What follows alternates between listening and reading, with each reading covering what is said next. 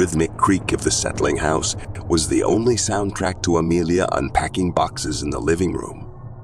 Dust motes danced in the afternoon sunlight, filtering through the grimy windows. The Victorian mansion, a steal on the market, had an undeniable charm despite the obvious need for renovation. Beside her, Liam hummed along to a song on his phone as he wrestled with an antique grandfather clock in the corner. "This thing is heavy," Liam grunted, wiping sweat from his brow. Maybe we should just call someone to move it? Amelia smiled, her heart swelling at his dedication.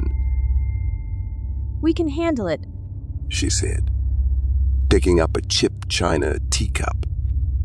Think of all the stories this house has to hold. Liam chuckled, a hint of unease flickering in his eyes. Just hope they're happy stories. Ignoring the tremor in his voice, Amelia continued unpacking. As twilight painted the dusty rooms in an eerie orange glow, they finished their task. Exhausted but content, they ordered pizza and settled in front of a crackling fireplace. It was then that the silence became deafening. A single high-pitched giggle echoed from the floor above. It was a sound devoid of joy, filled with an unsettling chill. Amelia and Liam exchanged nervous glances. Did you hear that? Amelia whispered. Liam nodded slowly. Probably just the wind. His voice lacked conviction, but there was no wind. The unearthly laughter echoed again. This time closer, followed by the sound of tiny footsteps pattering across the floorboards. Fear, cold and clammy, settled in Amelia's stomach. There is no one upstairs, Elle, she whispered, her eyes darting towards the darkened staircase. This house is empty. Liam rose, a determined glint hardening his features. Let's check it out. He grabbed a flashlight from the drawer, its beam cutting a path of light through the growing darkness. Hesitantly, they climbed the creaking stairs. The air grew colder with each step, carrying with it the scent of mildew and something else, a faint, cloying sweetness. The laughter stopped abruptly as they reached the landing. The hallway was lined with identical doors, each one shut tight. From behind one, they heard a soft thud, like a small hand pressing against the wood. Liam's breath hitched. Slowly, he reached for the doorknob. It turned easily, revealing a small, dusty nursery. A rocking chair creaked back and forth in the center of the room, a small teddy bear clutched in its vacant sway. The wallpaper faded floral patterns, depicted playful rabbits chasing butterflies. Yet the atmosphere was suffocating, heavy with an invisible sorrow. As Amelia's gaze swept the room, it landed on a dollhouse tucked in the corner. Its miniature furniture was askew, toys scattered on the floor. But it was the figure at the window that made her gasp. A little girl, no older than 5, with long dark hair obscuring her face, stood in the windowsill staring out at them with hollow black eyes.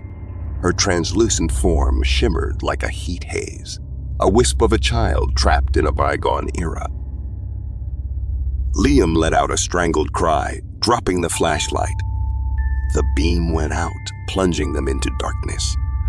A cold gust of wind swept past, carrying the faint scent of lavender and the unmistakable feeling of sadness. When Amelia's vision adjusted, the rocking chair had stopped.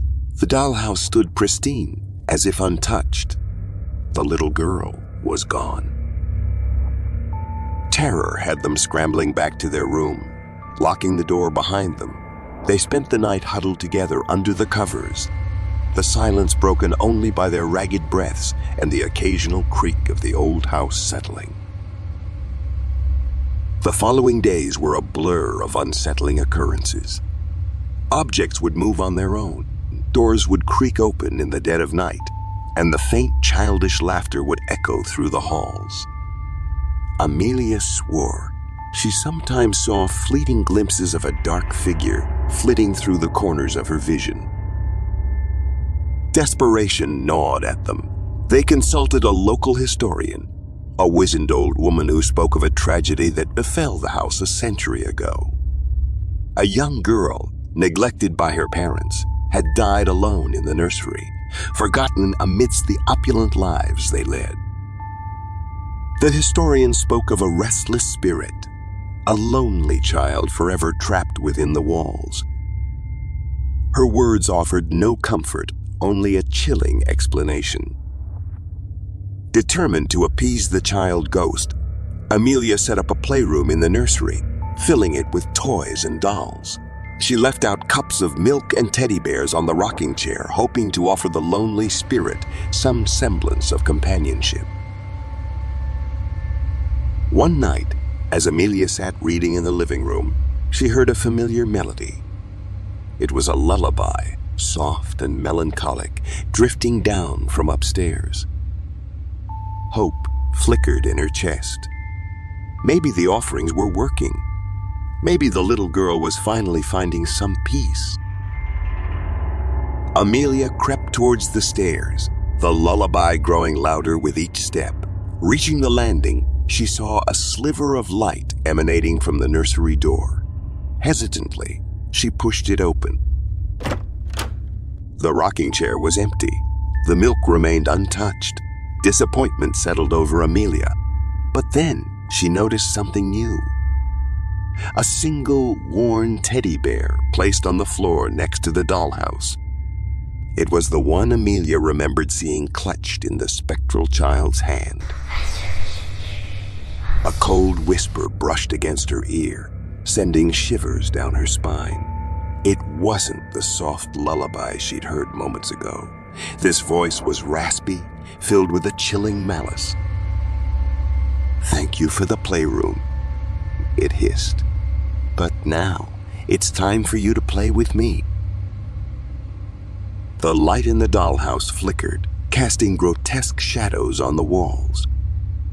A tiny figure emerged from the miniature doorway, its black eyes gleaming with a malevolent hunger. But it wasn't the little girl Amelia expected. This child was older, her face twisted in a cruel sneer.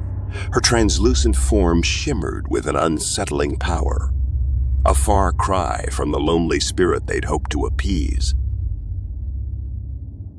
The lullaby morphed into a chilling cackle as the dollhouse figure advanced on Amelia, her tiny spectral hand reaching out. A primal scream tore from Amelia's throat. She stumbled backward, but there was nowhere to run.